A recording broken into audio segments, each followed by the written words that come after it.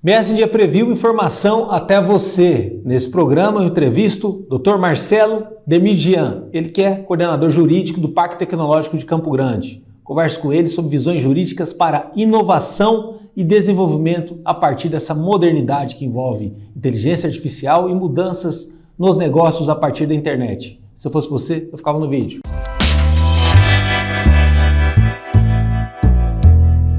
Seja bem-vindo. Meu amigo, faltava você aqui nesse programa, né? Precisava, depois de tantos entrevistados, a gente sempre teve boas conversas e tudo mais. E sei que é um cara que trabalha na gestão pública numa área que eu acho fundamental, que é essa área da inovação. A gente tinha que ter esse bate-papo aqui. Agora, como advogado, como jurista, como alguém que entende a realidade sobre o olhar da lei, né? E nada avança sem o ok da lei. Como que a gente pode pensar esse futuro da gestão pública, desse atendimento, do desenvolvimento econômico e tudo mais, num mundo que tende a 85% das profissões praticamente desaparecerem, serem substituídas por outras profissões, a parte da maquinização das coisas só avançar, né? E a capacitação, ela acontece, mas parece que ela não preenche, né? Nunca foi tão fácil fazer ensino superior no Brasil. Ao mesmo tempo, os empresários reclamam que essa mão de obra não está adequada e que tem que treinar e que não dá para pagar bem porque não veio pronta. É verdade. Você está lá no Parque Tech desenvolvendo esses dilemas. Muito difícil, muito difícil. Porque assim, eu falo disso porque a gente está em ano eleitoral, vem essas propostas, esses sonhos de grandes avanços. Claro que isso é mediante investimento, né? Mas você não tem como dar passos largos porque a própria lei não deixa também, né? Tem que ser tudo dentro do que está ali escrito na regra, né? Como o Bolsonaro falava nas 4 linhas. É isso mesmo, mas quando a gente está falando de economia, né, e tecnologia, eu acho que às vezes o debate sai muito do foco que a gente precisa ter. Quando a gente vê, por exemplo, o pessoal falando as máquinas vão acabar com os empregos, eu não acredito muito nisso, né? Eu acho que os empregos se transformam, né? Se você pegar, por exemplo, o número de postos de trabalho aí na pré-revolução industrial e pós, você tem um boom gigantesco, né? De aumento, né? De aumento. Então você vê, por exemplo, tanto que isso faz as pessoas, contribui, né, com o êxodo, né, irem para as cidades. As pessoas não fariam isso se não tivesse emprego, né, maior do que antes, né? Porque antes, se você pegar um período pré ali, você vai ter as indústrias de faturamento, que era voltada para a burguesia, a monarquia, né, as indústrias, as pré-indústrias que tinham na época. E aí, quando vem esse boom de tecnologia, indústria, a indústria ela serve os próprios trabalhadores, né? Então, por exemplo, antes uma calça que era voltada só para a monarquia, a burguesia, passa a ser mais atingível para as outras bases da sociedade, né? O próprio carro, né? O próprio Ford carro. fala que o sonho dele é que todo mundo pudesse comprar. Exatamente. Toda grande tecnologia é assim, né? A gente vê isso na inteligência artificial também. Esse boom da inteligência artificial está acontecendo hoje no que o pessoal chama lá fora de one size fits all, né? É como se fosse um tamanho único. Então, as indústrias que avançam na inteligência artificial hoje são aquelas que a inteligência artificial consegue fazer repetidamente para o mesmo setor a mesma coisa. Normalmente, busca de pesquisa, e-commerce. Se você desenvolve uma inteligência artificial para e-commerce, você atende todos os e-commerce, né? Sim. Mas agora, então esse é o primeiro passo da disseminação da inteligência artificial. Mas com certeza os próximos passos passa por uma democratização disso aí, né? Então até a gente prevê uma hipótese que uma pizzaria vai ter a própria inteligência artificial. Porque a inteligência artificial nada mais faz do que identificar padrões que a gente não enxerga, né? Porque processa muito mais dados. Então, por exemplo, se eu tenho uma pizzaria lá e tenho uma pizza de calabresa, mussarela, portuguesa, enfim, essas 3 aí. Eu olhando, vai acabando e vou fazendo, né? Mas se tiver uma inteligência artificial identificando isso ao longo do tempo, a gente consegue ver, por exemplo, que a pizza de calabresa sai mais à quinta-feira. Nem você não sabe por quê. Sim. Nem a inteligência artificial sabe, mas ela identificou esse padrão. Isso pode te ajudar na tomada de decisões, né? Estou dando um pequeno exemplo na pizzaria. Pode ajudar a ser mais competitivo, né? Exatamente. Hoje, Campo Grande, depois de muitos anos, muitos estudos, muitos anseios, ela busca ser mais competitiva a partir de um parque tecnológico que inclusive você é coordenador jurídico lá do ParkTech. Isso. Né? Ser mais competitivo significa ser mais produtivo, e ser mais produtivo é ligar os pontos, ligar as ofertas, as demandas e tudo mais? Normalmente sim, mas depende. Depende, né? Porque a gente tem uma competitividade que a gente chama uma comparação de absoluta, né? Então, por exemplo, quem produz melhor camiseta no mundo? Né? Hoje vai ter algumas fábricas lá no leste asiático, enfim. Se os Estados Unidos, por exemplo, que é uma economia bem desenvolvida, parar para produzir camiseta, vai ser melhor do que do leste asiático, provavelmente. Tá? Só que, comparativamente, na economia dos Estados Unidos, não vale a pena parar para fazer camiseta. Então, depende muito do que cada país se especializa para fazer.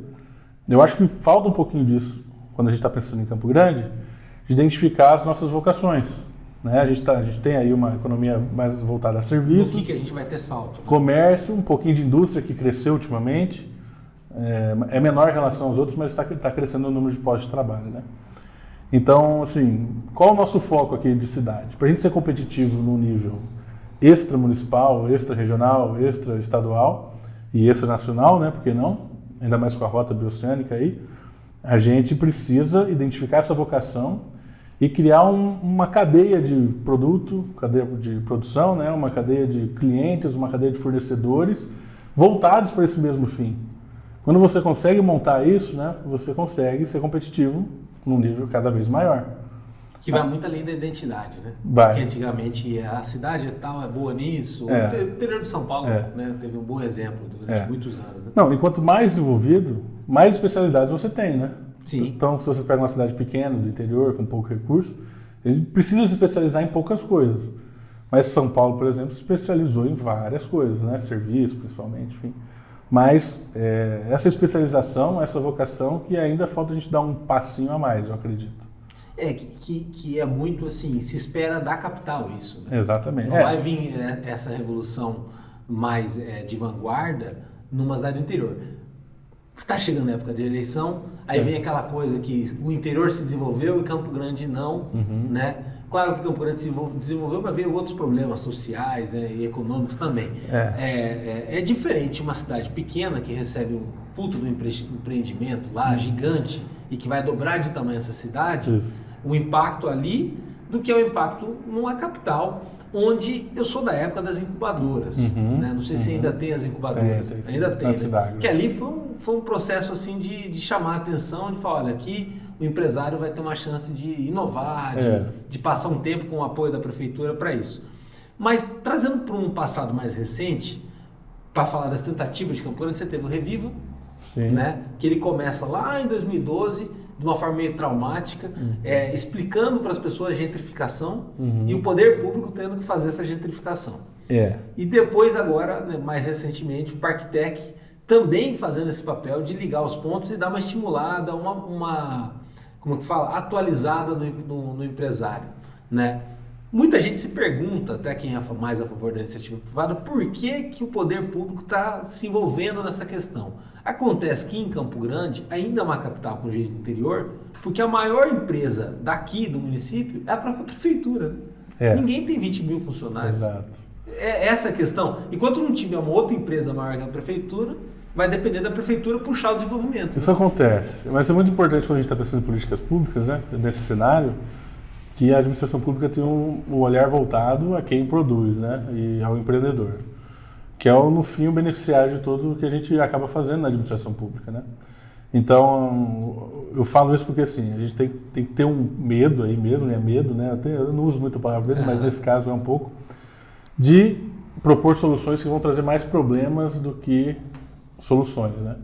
Então, assim, o que acontece em Campo Grande acontece nas outras capitais, né? E já aconteceu em alguns outros lugares, que é o esvaziamento do centro natural, principalmente de comércio, enfim, porque as pessoas começam a comprar nos próprios bairros, né? A cidade vai ficando maior, fica mais fácil e você se locomover para o seu próprio bairro. O comércio de bairro melhora também, melhora, né? A qualidade. Que era uma coisa meio de fundo de quintal, passa a ser com fachada. Exatamente, tudo, né? Passa a receber mais clientes, né?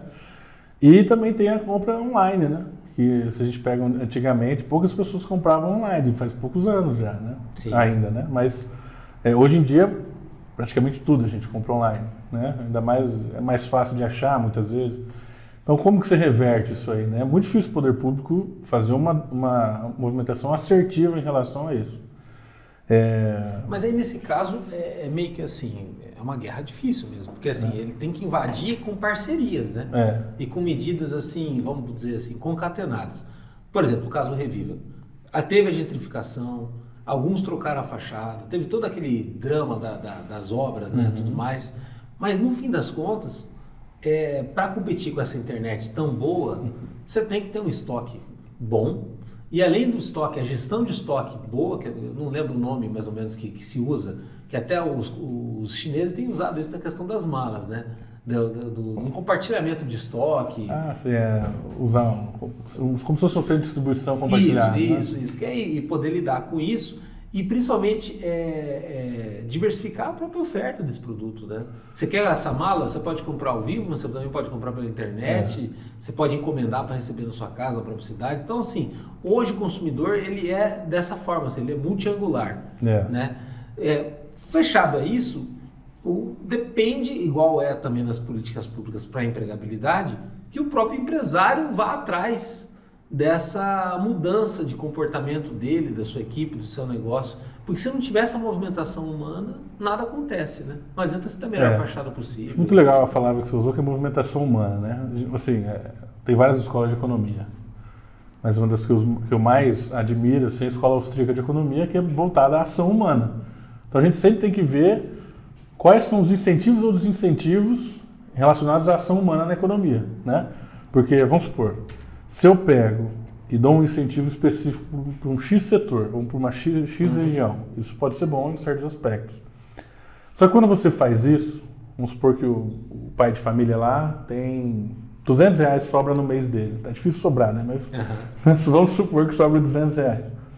Ele tem uma gama de decisões que ele pode tomar com esses R$200. Ele pode guardar para fazer um curso, ele pode comprar um remédio melhor, ele pode, enfim. E quando você cria um incentivo tão bom a ponto de direcionar o que sobra para um determinado setor, isso também serve para os empresários, né? Se você direcionar a economia para um determinado setor forçadamente, inovação você está tirando investimento de todos os outros indiretamente. Então, por que você fala? Porque, vamos supor, eu tenho R$200, tem gente que vai investir num carro, tem gente que vai investir num curso, tem gente que vai investir num remédio. Aí vamos supor que tem um incentivo muito bom para um curso. Entendi. Né? Todas as pessoas vão comprar o curso. Aí você tira o dinheiro do carro, do remédio. Da reforma da varanda. Da reforma da varanda, entendeu? Então é muito difícil você direcionar isso. As bolhas econômicas, elas acontecem. Você vê a bolha da internet, por exemplo, a bolha é natural. Sim. O problema é quando ela não é natural e ela é artificial. Porque artificialmente você está guiando as pessoas a investirem errado. Uma bolha que vai explodir. Pode intervir demais. Demais dá esse problema. Ou seja, aí voltamos para o Marcelo Demirgia, advogado, e que tem a visão econômica também. Por isso que, além da reforma, o poder público não podia pegar no pescoço de ninguém e obrigar o cara a fazer a fachada e obrigar o cara a fazer cursos de e-commerce, por exemplo. Porque ele não pode, se ele fizer isso, ele interfere no mercado e ele tem que medir as consequências disso. Não é que ele não pode, ele pode, a depender da escola econômica, né? Na minha visão, o que mais faz sentido... Não cai bem. Não cai bem. Porque você está direcionando, vamos supor, sobrou um recurso das lojas do centro. Vamos fazer todo mundo refazer fachada agora. Entendeu? Mas não é a gente assistir a tragédia, de certa forma, de camarote? Porque, por exemplo, a gente tá muito claro no mundo de hoje que não é mais só o produto. É tudo que envolve o produto, principalmente o supply chain, a cadeia de distribuição dele, né? Mas ainda tem muito comércio no centro de Campo Grande, apesar da reforma e tudo mais, que ele está naquele modelo artesanal. Né? E estando no modelo artesanal, fica aquela competição, por exemplo, assim, o que vende mais? A cerveja que eu fiz na minha casa, na minha panela, eu engarrafei, eu tenho uma escala de produção e tudo mais, ou a Ambev? Né? Que onde for vai ter essa cerveja deles, é tudo padronizadinho. Não tem como ser dessa mesma forma. Mas, aí que volta a ação humana. Quem tem que decidir qual vai dar certo é a população. Entendi. Entendeu? E a população é foda também. Não é escolher isso, ela vai lá vamos supor, se você massacra um lado, né? Mas vamos supor que você pega, como administração pública, e escolha a panela lá, o cara que faz a cerveja na panela. Certo. Todo mundo vai ter que comprar dessa cerveja, certo? Beleza, pode ser uma cerveja artesanal, especializada, mas isso vai depender do quê? De competição, de adequação. E se forçar a comprar uma panela que não é boa? Não é o que a gente quer, não é? Entendi. Então, assim, a competição é natural e o centro tem que achar uma nova vocação ali, talvez. Quais os mercados que a pessoa ainda vai no local comprar, né? Então, assim, e por quê, né? E por quê? Tudo isso eu acho que tem que passar por São tantas incógnitas nesse jogo que o melhor é que cada pessoa decida por si, sabe? Mas a administração pública tem que só auxiliar nesse caminho. Agora, me conta do Parque Tech. O Parque Tech era para ser lá perto da feira, acabou ficando ali na Rashid Neder, né, no São Francisco. E o Parque Tech é um grande acerto da atual administração da Prefeitura de Campo Grande, porque significa que o dinheiro sobrou ou buscaram um dinheiro e foram investir em inovação. Não é comum a gestão pública investir em inovação. Se investisse em inovação, teria ótimos resultados, né? Mas em Campo Grande houve esse passo, né? O que dá para a gente conseguir extrair ainda mais desse dispositivo, que é um dispositivo para todo mundo e que principalmente atende de uma forma primordial no meio empresarial? Nossa, é muita coisa. Tem muito chão, muita coisa para rolar ainda. Tem muita coisa que já aconteceu, tem muita coisa para acontecer. O que acontece? Em 2015 a gente tem um marco legal de ciência e tecnologia no Brasil, né? O governo Temer na época. E ele traz diversos benefícios para as compras inovadoras. 2015 ainda é Dilma ainda. 2015 para 2016. Eu vi que a assinatura foi do Temer, tá? Na minha cabeça, Temer, eu posso estar enganado. E aí o que acontece? Criam-se várias facilidades e modernidades na lei para as compras inovadoras. Por que acontece? Vamos supor o modelo antigo, né, e das compras tradicionais da administração. Sempre que a administração precisa comprar alguma coisa, tem que fazer uma licitação, via de regra. Tá? E aí vamos supor, o que o gestor lá, ou quem está administrando ali aquela licitação tem que fazer? Vai ter que descrever o que ele quer comprar.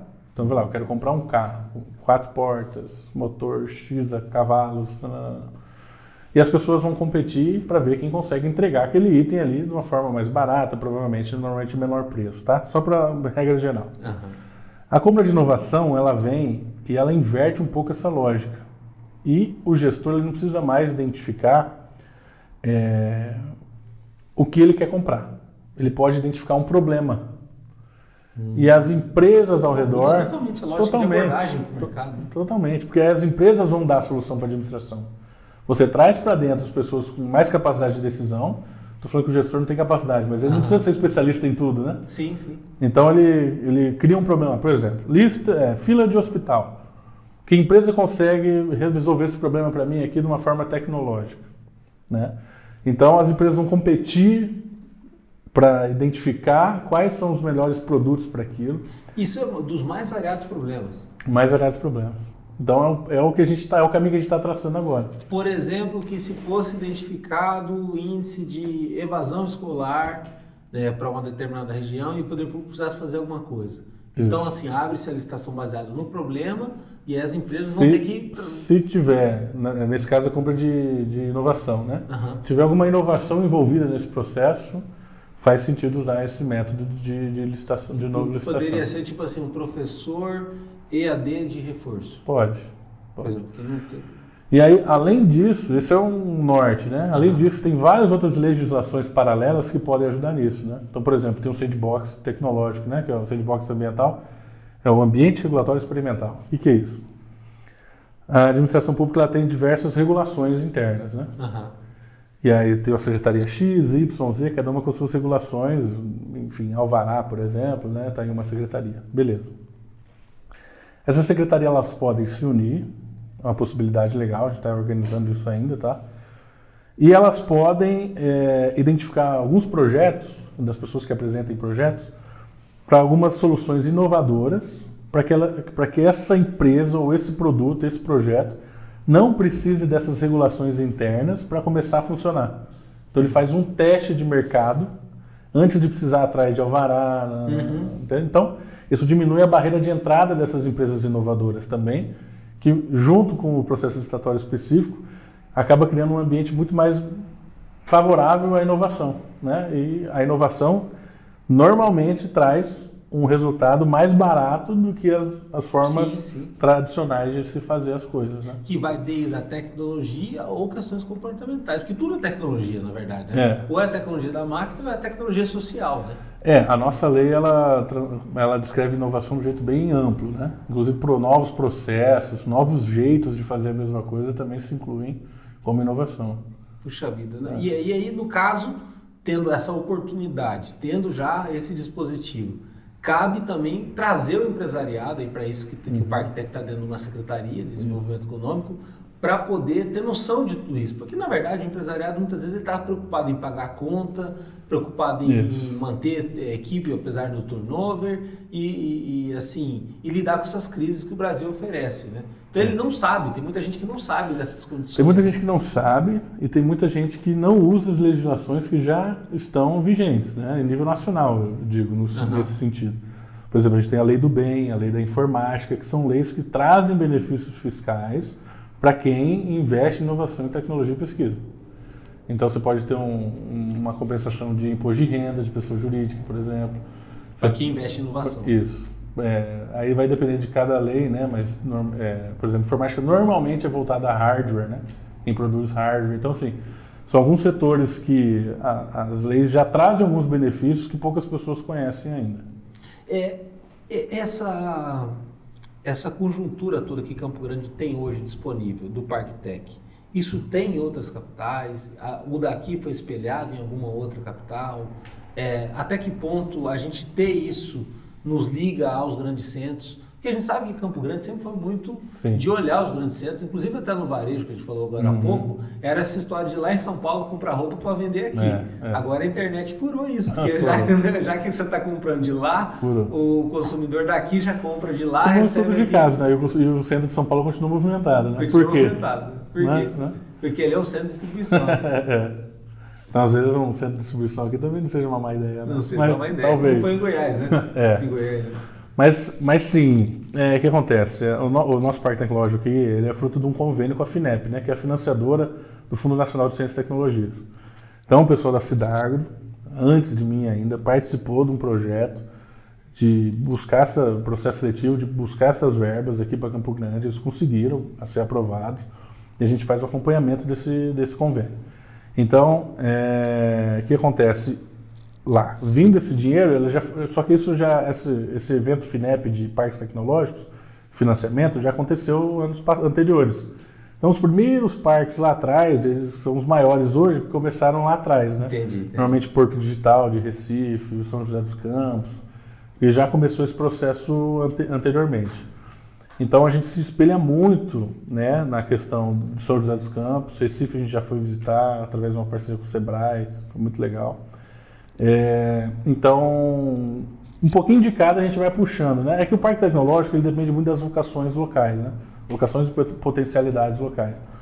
E então, aqui teria, talvez, em algum momento, a gente passar a estimular questões do agro também, né? Isso. Que vão avançar faz muito dramaticamente com a rota. Aqui a gente acaba conversando bastante com o pessoal da Embrapa, né? Gado de corte, que é referência nacional do que eles fazem. Né? Então, tem esse viés, sim, do agritech, né, que a gente chama. E quanto mais setores a gente identificar, né, a health, que é muito forte também, a saúde, né? Porque tem todo um polo aqui que a gente, assim, não aparece muito aos olhos de fora, né, mas a gente pesquisando, a gente acaba encontrando que tem alguns setores bem específicos, assim.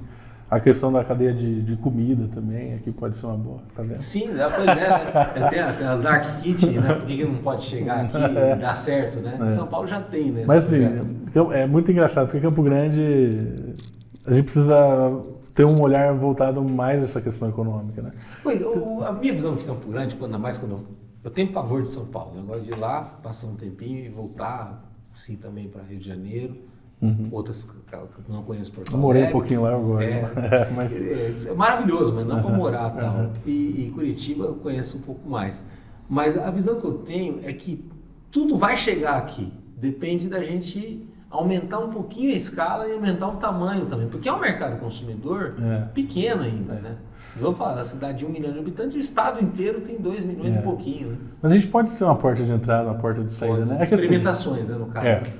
Por exemplo, a questão de algumas empresas irem para o interior, eu acho isso um pouco natural, não acho tão ruim, a princípio, né? Nunca estudei a fundo isso, mas existe um princípio na economia, que eu não vou me lembrar o nome agora, mas ela faz uma relação entre o peso do produto que você está produzindo e o final. Uhum. Então, por exemplo, uma fábrica de celulose, papel, é muito mais vantajoso economicamente ela está perto do produto primário dela, sim, do que da instalada aqui na capital. Então, não acho que talvez que esse cenário... É estratégico, né? É estratégico, porque ele vai lá pegar madeira e transformar em papel, que é mais fácil de transportar, né? Sim, sim. É isso que esse princípio econômico fala. Então, existem indústrias que precisam estar no interior, entendeu? Para a gente tentar trazer isso para cá não significa uma inabilidade, entendeu? Dá capital. Sem contar que também tem a questão na fábrica, você tem o apelo operacional, né? Então, às vezes, numa cidade de interior que vai crescer ainda, essa mão de obra operacional não vai escassear algo que em Campo Grande está acontecendo. Aqui estão as faculdades, então o cara hoje está no operacional, amanhã ele quer trabalhar na área dele, né? Então muda bastante as realidades. Sim, é isso. Mas eu acredito que ainda seja um pouquinho mais a ver com a questão do objeto. Do objeto. Né? Porque seria mais vantajoso você estar perto de mais mão de obra, pensando nesse sentido. Entendi. Na minha visão, né? Posso estar equivocado. Entendi, né? A capital, né? Mas, mais gente. Mas a capital acaba se especializando em serviços, né? Justamente por causa desses princípios. Assim, em algumas regiões existem indústrias que se encaixam bem, né? Não tem como a gente tentar trazer as indústrias para cá, a maioria delas, né? Existem indústrias que funcionam aqui, sim, sem problema nenhum. Mas depende de cada setor, entendeu? Às vezes acontece alguma coisa que a gente não sabe por que está acontecendo, mas existe algum princípio econômico ali acontecendo, entendi. Sabe? Por exemplo, falando em princípio econômico e nesse Minority Report aí dos próximos 10 anos aí e tal, o governo do estado, por exemplo, está fazendo os painéis, né, de determinadas áreas, demandas, né, sociais aí do Mato Grosso do Sul. E tem forçado também os municípios a fazer isso, né? Forçado que eu falo, estimulado, para o dinheiro chega se você tiver um mapeamento do seu problema e tudo mais, né? O que eu tenho visto nos vários anos, acompanhando a política pública como jornalista, é essa reinauguração dos problemas. Então passa uma gestão, vai lá, estrutura, estuda a coisa, oferece uma solução. Aí vem o outro, começa tudo de novo esse estudo e não sai do lugar a coisa, né? E os painéis não, os painéis eles dão visões técnicas das coisas. O ParkTech também pode ajudar um pouquinho nessa questão da tecnologia social das políticas públicas para que a gente consiga ver Campo Grande como várias mini cidades e dali para frente ver vocações ali para a região do Anduizinho, região do Lagoa. Pode sim, né? Pode sim. Eu sei que no município aqui a gente tem a Planurb, que tem as zonas econômicas e ecológicas. Que já estuda bastante, né? Já estuda isso, né? A gente precisa a gente ainda não teve tempo de fazer essa formalização aí de um jeito mais eficiente. Podia aplicar a própria tecnologia nisso. Né? Mas é possível sim. E todo o processo de inovação, as leis de inovação, tecnologia, elas também envolvem o social, a maioria delas. Então é possível sim esses programas voltados ao social também. E aí daria, por exemplo, para o gestor público um dashboard, né? Dele entender a cidade ali como se fosse... Igual olham a estrutura de trânsito, né? Quando a gente olha naqueles painéis grandes, mas assim, olhar a coisa acontecendo. Tem muita coisa acontecendo no município. Eu visitei esses dias a Getran, eles têm um desses já, é fantástico. Já tem, né? Controlando o trânsito. Mapa estratégico ali. Então, assim, tem várias iniciativas, né, que já acontecem e o Parque Tecnológico ele sempre vem para tentar ajudar, né? Tanto que, inicialmente, quando ele tem o início dele, a ideia era fazer uma incubadora. Ele falou, não, mas já tem uma incubadora, vamos tentar transformar numa aceleradora. Você pega a questão das startups, elas começam com uma ideação, tem a pré-incubação, a incubação e a aceleração.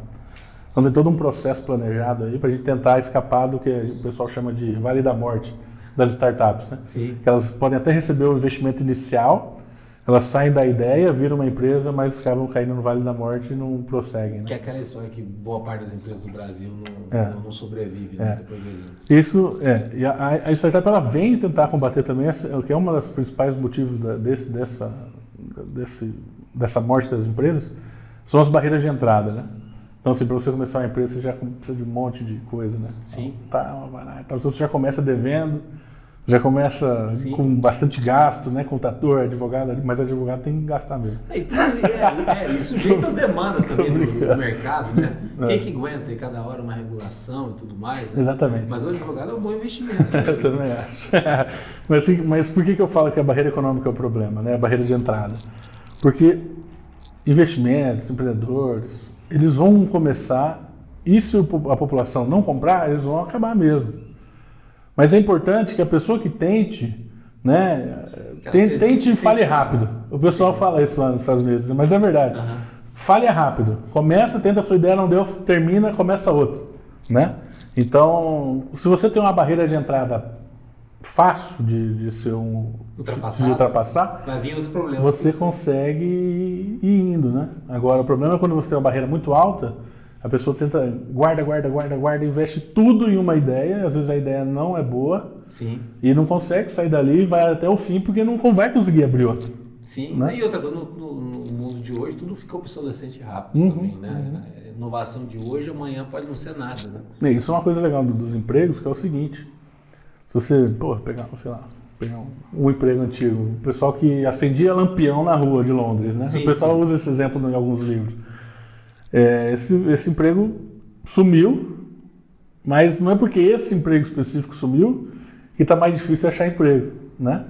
Porque a luz, que foi com a energia elétrica, criaram-se vários outros empregos. O telefonista, né? O assessorista, né? Porque o assessorista sabe por que tinha assessorista, né? Não é porque o painel do elevador era muito difícil e tal, é para não estragar. Porque a manutenção era muito problemática, então você bota uma pessoa ali para segurar ali o troço, para não deixar estragar. Hoje não, se estragar você bota, travou o elevador no meio, você liga lá naquele número, resolve. Em meia hora o cara tá ali, resolve, algum problema resolve, e geralmente resolve rápido. Né? Mas democratizou, né, a tecnologia. A manutenção ajudou a assumir com essa profissão, e é claro que a manutenção envolveu capacitação, especificação e tudo mais. Não, faz muito sentido, né? Mas é isso. Obrigado. Obrigado a você pelo convite. Pelo Parktec. É isso. Obrigado por todo pelo esse convite jurídico. Agora sim, aproveitando para fazer a última pergunta. E essa tal de internet aí que tem o Marco Civil de 2015, tem muita coisa para mudar ainda no Brasil ainda? Nos próximos anos? Tem. Essa briga e guerra sempre nas redes tem, sociais, né, que falam irregular. Sempre tem. É assim. Não foi definitivo, né? Não foi, tem muita coisa acontecendo. Se você pega a questão da liberdade de expressão, né, que está no centro aí do debate, né, a gente tem decisões aí do STF favorável, a gente tem decisões do STF meio contra.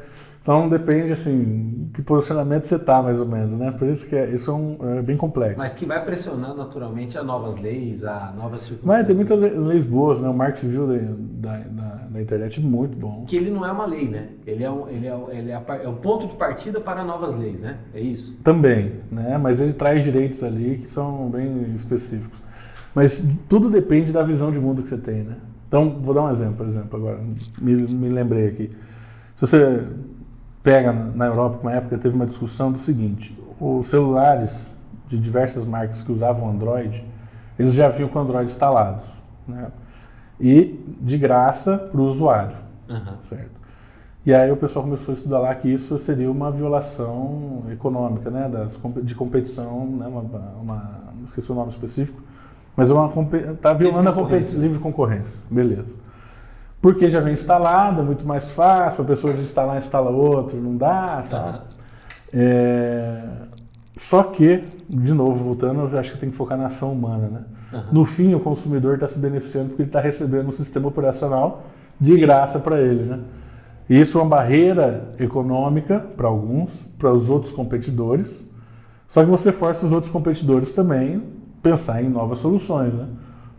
Quando o pessoal fala de competição, o pessoal bate muito na questão do monopólio natural, né? Por exemplo, tem uma estrada de ferro que liga X a Y, você não vai construir uma outra estrada de ferro para competir, né?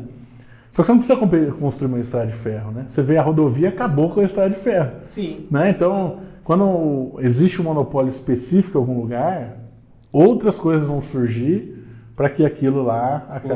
Outros caminhos. Não precisa ser aquele caminho específico, sabe? Então a regulação aí nesse sentido é bem complicada quando a gente está regulando alguma coisa na internet e tal. E agora a última novidade que tem agora é a lei da inteligência artificial, né? Está no Senado, no Congresso, se não me engano, em autoria do senador Rodrigo Pacheco. E tem muita coisa boa, viu? Dei uma lida na lei, no projeto, né, de lei ainda, e tem muita coisa boa. Proibindo, por exemplo, aquelas leituras de facial de cidadão para dar nota social. Então tem umas coisas que ele já está pensando ali na legislação que são bem interessantes. E acho que vai por aí o debate agora. Eu acho que o grande problema que a gente vai ter nos próximos anos é saber identificar o que é real ou não, né?